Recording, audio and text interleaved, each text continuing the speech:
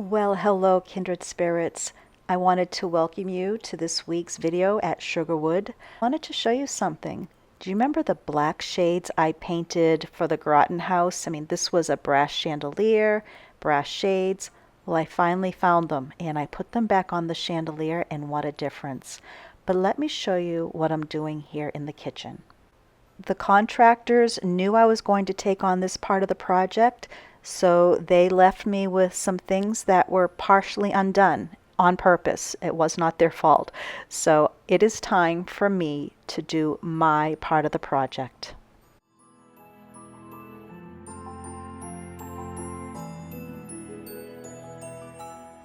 And I think Willow knows something's up because I'm getting my painting things out.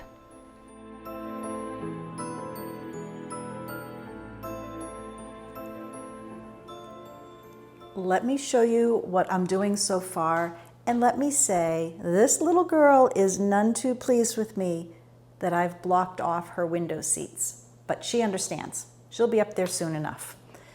I have been busy, I think I already mentioned this, or at least on Instagram I know I did, filling holes, cracks. I still have some things to do along the side of the wood here, but I'm gonna do that at another time, because right now I am doing all of the trim in my White River, the Benjamin Moore White River, and then I'll start doing the grills. Once the big stuff is done, I can go in with my little brush at my leisure.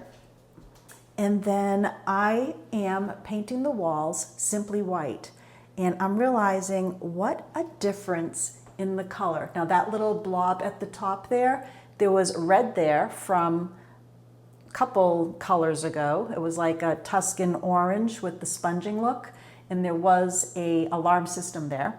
So I just primed that with the Simply White, and you can see the difference in the color of the wall that was there before. Here's a good indication. This is just one primer coat of the Simply White, and then the color before, which I'm sorry, I don't know what it is. I've had people ask. I looked for a can. I do not see one in the basement. But the difference is going to be quite a bit. You can see how it's brightening up the kitchen. Even though there's a little bit of the eastern light coming here on the left-hand side, it is going to make a big difference here in the room, the way it reflects the light. And I really love that this project is getting underway. I took my deep breaths, got the little extra energy I needed. The porch is almost done, and I'm excited to do this. Ben is hosting a party here in August, and then we're hosting a very large party here in September. So that was a little bit of a drive for me to get some things done. One thing I also did was all the trim will also be White River. Now at one point, now you can't see them, I had the bench seats ordered in the White River, and then I changed my mind, decided I want Simply White. I was gonna do the 2 rooms, even though they're one, I was gonna do them separate, but I decided I'm going to do the trim in here, the Simply White, and I did one to see if I saw a very huge difference, and really with the lighting, it doesn't stand out. And I kind of like the pull-out drawers to being a different color, kind of like the wall. When you're looking straight ahead, I'm looking at it as such. Now, I can always paint it down the road if I want to do the White River on the Simply White. But one reason I went with doing the lower baseboard is I do want the fireplace mantle to be the White River. Then the beadboard will be the Simply White. And I wanted to see that contrast. So this whole end of the room will be at least repainted by next week. And so when I'm standing at my sink and I look down, this will be done. And I'm guessing all of these walls will be primed as well. What's taking time is edging all around the beams. I don't tape things off, so I just take my time and go slow. But that's what I'm doing. That's this week's project. We're on vacation here at home. We've got plans of things we're going to be doing together, but this is part of my vacation as well. And I'm looking forward to it. Last week I had the wonderful opportunity to have a cold beverage on my friend's porch to enjoy a little breeze off the mountains. But her home used to be our town's poor farm, and a poor farm is where paupers or usually elderly and disabled would go live, and the town actually supported it financially. Look what her family has done with it now.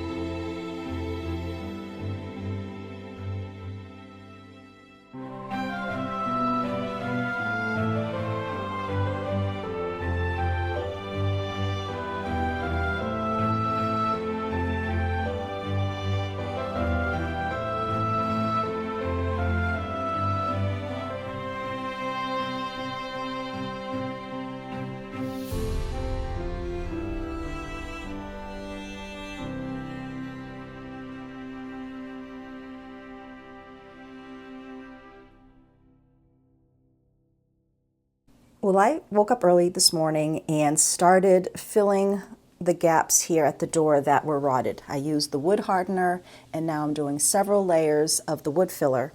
But I want to show you a Handyman special. And look, I'm all for Handyman specials and doing things, but I have to show you this one.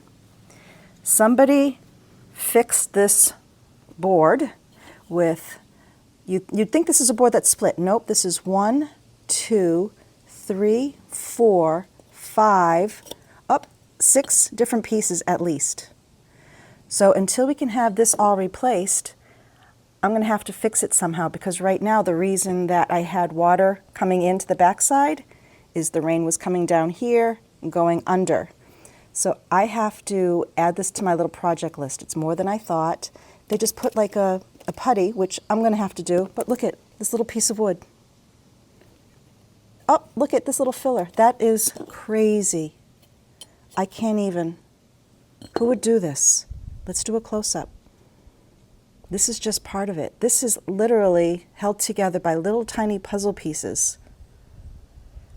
So I'm going to have to do something myself to fix it. I might even put another piece of wood along the top after I try to bond these all together until somebody can come and fix this and do it right. Benjamin, this is a new project we need to do. Oh, what is this we? Me and the mouse in my pocket, I guess. This video officially starts our series called It's a New England Thing. Martha Stewart may have coined the phrase, it's a good thing, but let me tell you, yours truly, Linda Smith Davis, is now going to be having her It's a New England Thing series here on our YouTube channel.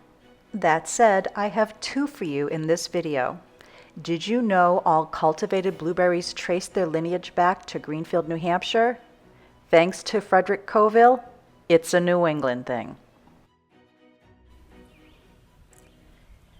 I'm out here picking, I believe, maybe the last of the blueberries, because I'm going to leave the rest for the birds and the chipmunks. This year I have no idea what was different from last year, other than I did wrap these this year, but the birds and the chipmunks still could have gotten to them, so maybe they just loved all of the rain. But I'm going to pick these and then pull out the Jordan Marsh Blueberry Muffin Recipe. I don't think I'm going to make it for this video, but these are beautiful. I did just take a break from painting, so I figured I'd do this. It is very hot, and luckily it's just, like I said, the last bush. I did 3 others just a while ago. And last year, if you remember, I cleaned up a path through the ferns and this whole area and found a brick wall or a berm completely hidden. So I've decided I am going to make a bark mulch path up along here down the center for next year. But I'll wait until everything passes this fall. All right, so now off to do some picking.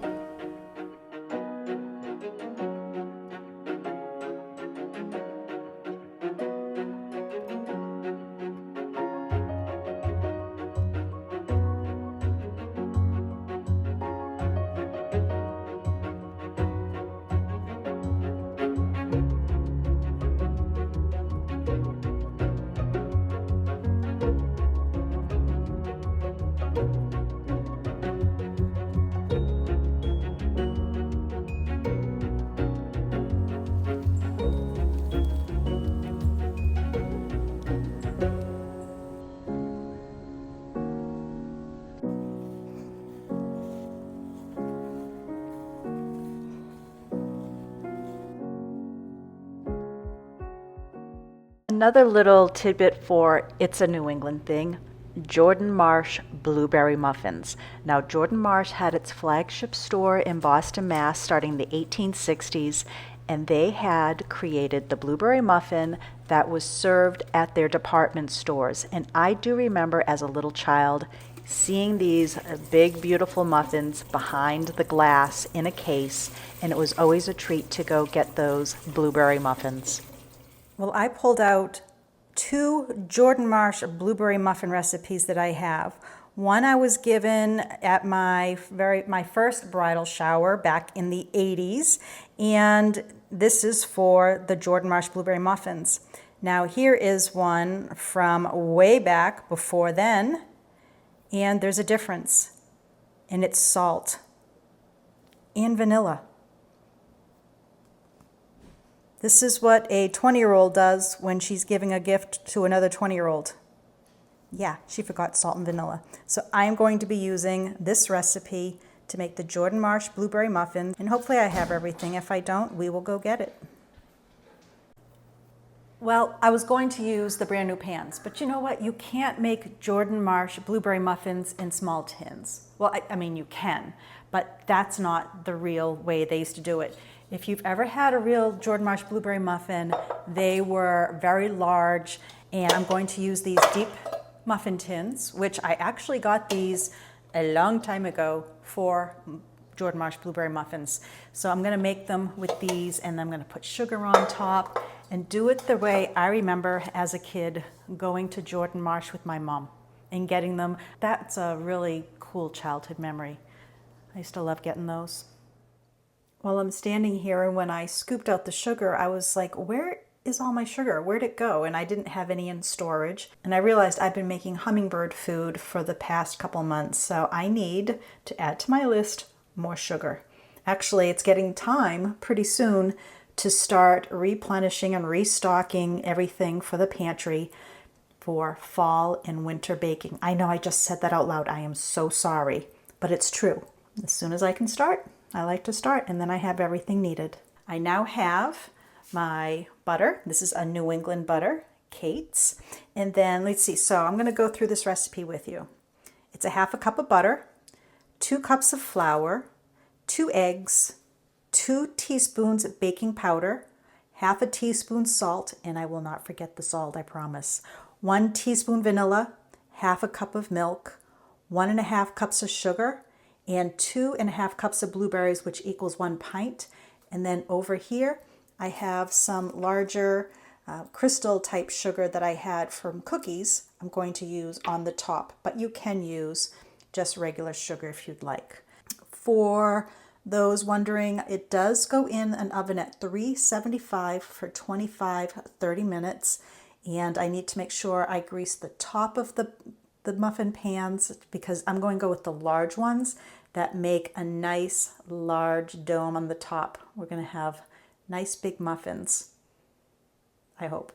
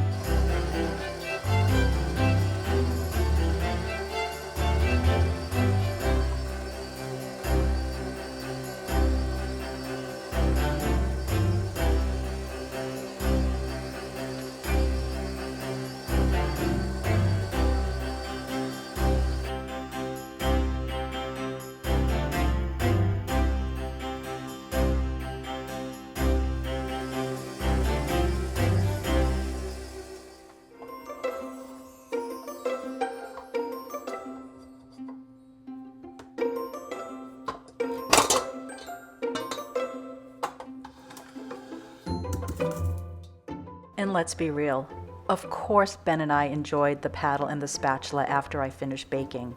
Who wouldn't?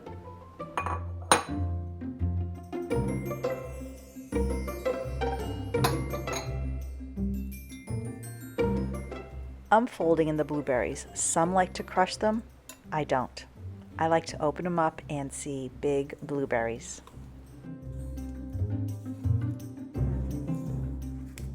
Having not done these for quite a long time, I completely forgot that I used to use 1 or 2 less of the large muffin tins to get the larger tops to them. Now I could have done the smaller tins and filled all of them, but I'll have to make a note on that card, so next time I will remember that.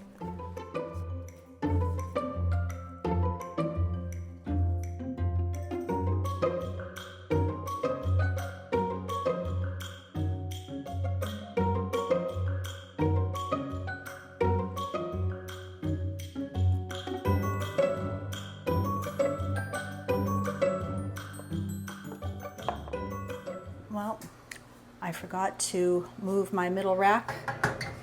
I didn't move the top one, so I'm gonna have to put them in the top right now because I cannot get my rack out while it's so hot. Oh, was not thinking that. All right, so I'll have to keep an eye on them because they're on the top rack. Bye-bye, Jordan Marsh Blueberry Muffins. So I do read every single comment, and I had one this year, which was probably maybe the same person from last year, that made a suggestion that I use the stems of the spent lavender plants and use them to make cake testers. And that's exactly what I did. So 2 weeks ago, I cut these stems off and I put them in the butler's pantry in between the ovens that I have, one in the kitchen and one in the butler's pantry. And today I got to use them for the first time and I absolutely loved using it. Thank you so much for this wonderful suggestion. It worked great. Now, it's never safe to assume that everybody knows this trick, so I'm just going to share what the cake tester is for, especially for new bakers. When you put a little stick inside of a cake, what you want it to do is come out clean. If it has goopiness on it or still some moisture, put the cake or the muffins back into the oven. Now, I tested it before I took them out, but I just wanted to show anybody who didn't know this little trick. Well, through no fault of Ben's, because the towel was here, I had a dish towel next to the baking area, and so he wiped his fingers on here with some blueberries. And I'm not going to panic because I'm going to try one of the stain sticks that I do sell on my website. It's all natural, made in France. I'm going to wet the stick, wet this, and then I wash it. All right, so I just wet the towel and I wet the stick here. I left the paper on just so I could grab it. And then you just rub in circular motion. Now let's see how it does for blueberry, because it does say it works on fruit, ink, grass, coffee, blood, and grease stains. So let's see. Isn't it amazing how blueberry turns blue again? I'm going to wet the stick just a bit more. And I'm not expecting it to come out here, but it's probably pushing through actually now that I've done that before. I don't want it to go through to the other ones, which it did. It went through on the other side, so I'm going to wet this side too. Silly me. What a beautiful blue color. No wonder it used to be used to, or still is, used to dye fabrics and yarns. Used it on other small stains. I've never done it on blueberry. So let's see. It says fruit. These happen to be towels that I will be selling in the shop. I love the color. This is one of Sugarwood's colors. It's called pewter. And I have a few of these in stock. They're actually sold quite a bit already on at the retail store. All right. So I'll throw that in and see what happens. Well, it's Saturday evening now. Another thunderstorm is rolling through, but we have some comfort food here. They came out so delicious. Now, we each had one after dinner, but I can assure you that I will have another in the morning.